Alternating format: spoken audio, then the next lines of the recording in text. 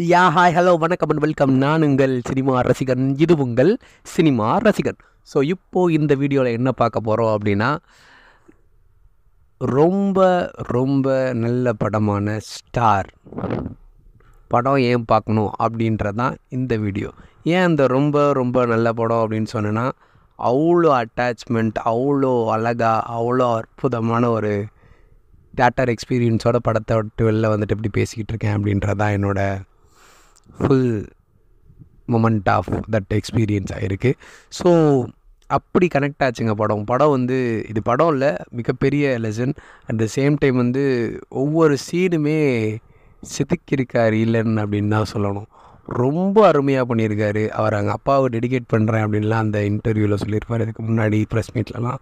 So அதெல்லாம் பார்த்துட்டு நிறையா சர்ப்ரைசஸ் இருக்குது அப்படின்னு வந்து இதுக்கு முன்னாடி போட்டதான். நான் நிறையா ஸ்பாய்லர் எதுவுமே பார்க்காம கிட்டத்தட்ட 2 வீக்ஸ் ஆயிடுச்சுன்னு நினைக்கிறேன். படம் வந்து இப்போ தான் நான் போய் பார்க்குறேன். இப்போவும் அந்த தேட்டரில் ஐநாக்ஸில் அவ்வளோ கூட்டம், அவ்வளோ பேர் வந்து அந்த படத்தை பார்க்குறாங்க. ஸோ அவ்வளோ சக்ஸஸ்ஃபுல்லாக ரன் ஆகிட்டு இருக்கு ஸ்டார்.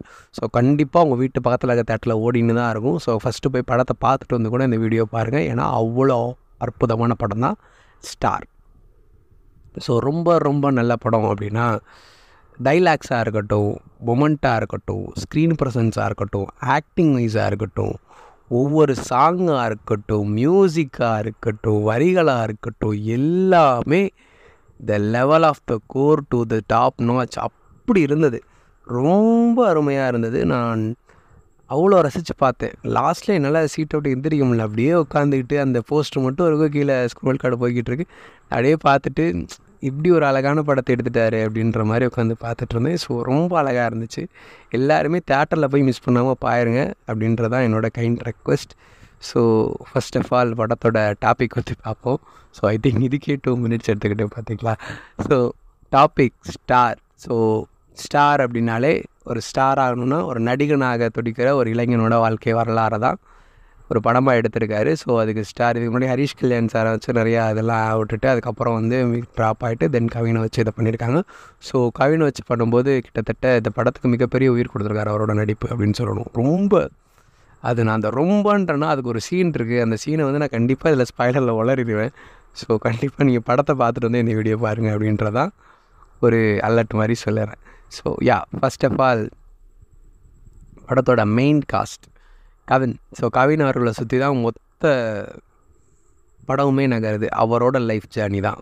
அதாவது கலை அப்படின்ற ஒரு பையனோட ஒட்டுமொத்த ஃப்ரம் த ஸ்கூல் டேஸ்லேருந்து அப் டு அவரோட கரியரில் சக்ஸஸ் ஆகிற வரையும் இருக்கிற அப் அண்ட் டவுன்ஸ், இல்லை ஃபுல் அண்ட் ஃபுல் டவுன்ஸ் ஆகும். கடைசியில் ஒரு மிகப்பெரிய அப்பா, ஒரு அதை பார்த்துருப்பீங்க மேக்ஸிமம் எல்லோரும், ஒரு மெரினா பீச்சில் தலைவராக அண்டு இப்போ இருக்க சக்ஸஸ்ஃபுல் ஹீரோஸோட லிஸ்ட்டில் அவரோட ஃபோட்டோவும் ஒரு கட் அவுட்டில் வந்து நிற்கிது. தட் இஸ் த சக்ஸஸ் அப்படின்னு சொல்லிட்டு படத்தை முடிக்கிறாங்க.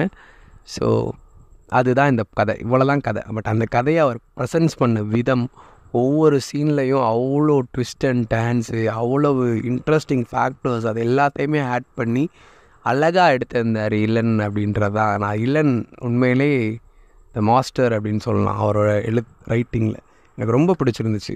ஒவ்வொரு சீனுமே இந்த ஃபஸ்ட்டு சீன்லேருந்து அப் டு த லாஸ்ட் அந்த இது வரையுமே ரொம்ப அழகாக எழுதியிருந்தார். Thank you brother for that experience and really congratulation for star and upcoming projects also.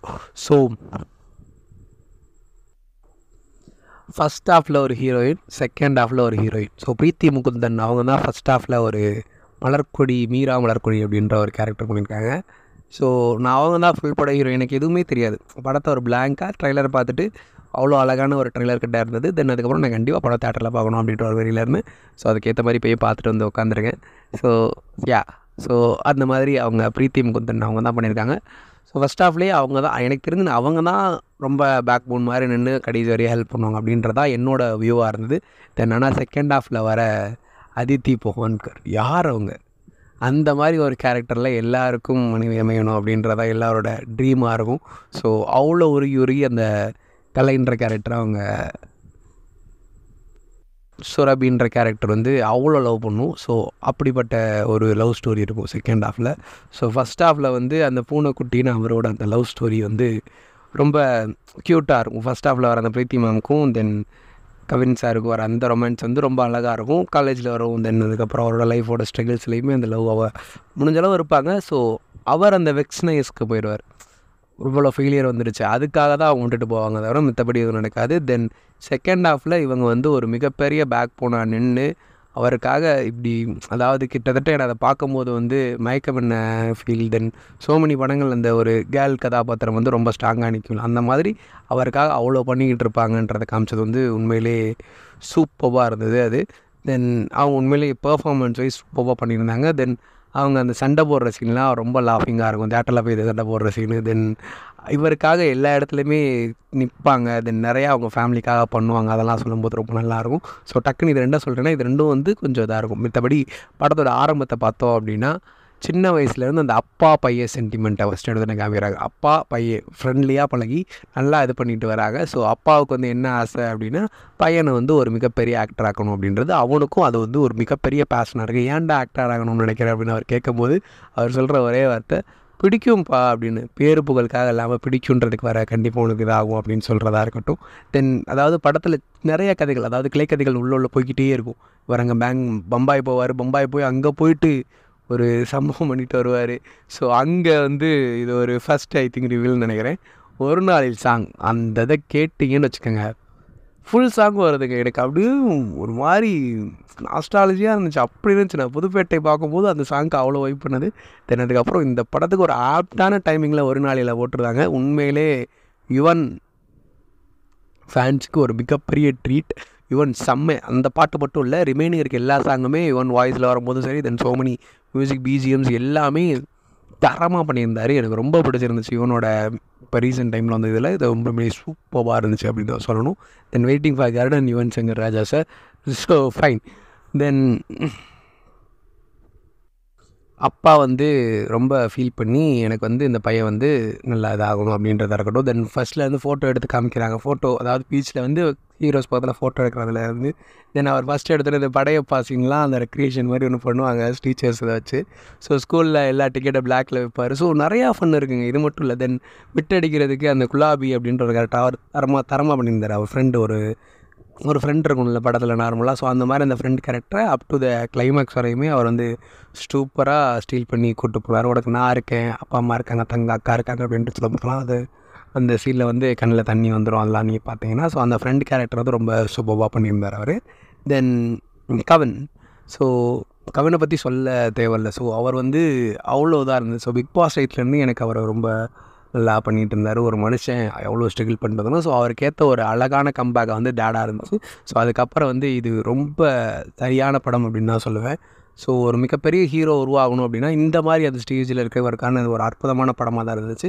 So எப்படி நிறைய ஹீரோஸ்க்கு வந்து ஒரு பெரிய மைல் ஸ்டோனாக இருக்கும் ஒரு சில படங்கள்னால், ஸோ அந்த மாதிரி படத்தில் இவருக்கு வந்து இது வந்து ஒரு மிகப்பெரிய சக்ஸஸாக இருக்கும். அவரோட அதாவது ஒரு ஹீரோ அந்த டாப் 10 சொல்லுவாங்களே, ஸோ அந்த மாதிரி வச்சுக்கலாம். ஸோ அதில் வந்து ஒரு அழகான ஹீரோயின் பர்ஃபார்மன்ஸ் வைஸ் அப்படி வெளிப்படுத்தியிருந்தார். அந்த கிளைமேக்ஸில் எனக்கு அப்படி பிடிச்சிருந்துச்சு. அது அலாங் வித் இளனோட ரைட்டிங்ஸோடு சேர்ந்து வரும்போது இட்ஸ் வாவ் அப்படின்னு இருந்துச்சு கிளைமேக்ஸ். ஸோ அதையும் நான் சொல்லிடுறேன் கண்டிப்பாக. ஸோ நான் சொல்லக்கூடாது அப்படின்னு தான் நினச்சிக்கிட்டு இருக்கேன், ஏன்னா அது ஒரு இதுக்குள்ளே இருக்குது. ஸோ அதுக்காக நீங்கள் இப்போ கூட கட் பண்ணிட்டு ஸ்ட்ரைட்டாக போய் படத்தை பார்த்துட்டு இந்த வீடியோ பாருங்கள். ஸோ அவ்வளோ அது ஒரு அழகான ரொம்ப அழகான சர்ப்ரைஸ். நம்ம அதை எக்ஸ்பிளைன் பண்ணுறதுக்கே எனக்கு அவ்வளோ க்யூரியஸாக இருக்குது அப்படின்னு தான் சொல்லலாம். ஸோ தென் வந்து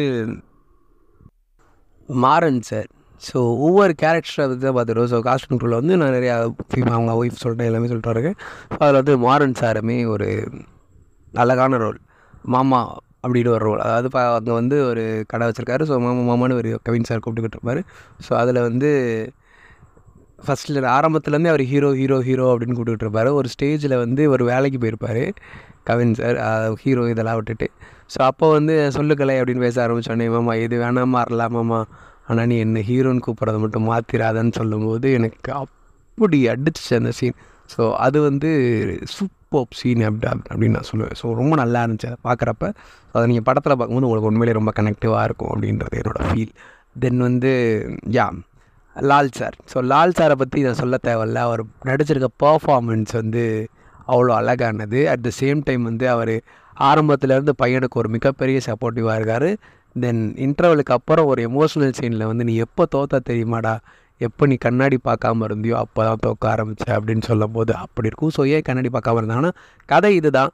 ஸோ ஒன்றும் இல்லை, அவருக்கு வந்து ஒரு வாய்ப்பு கிடைக்கிது. அந்த மும்பைக்கெலாம் தேடி போகிறாரு. தேடி போகும்போது அங்கே வந்து ஒரு ஆக்டிங் ஒர்க் ஷாப்பில் போய் ஜாயின் பண்ணுறாரு. ஜாயின் பண்ணால் அங்கேயும் நிறையா இதில் அப்போ தான் அந்த ஒரு நாள் சாங்லாம் வருது.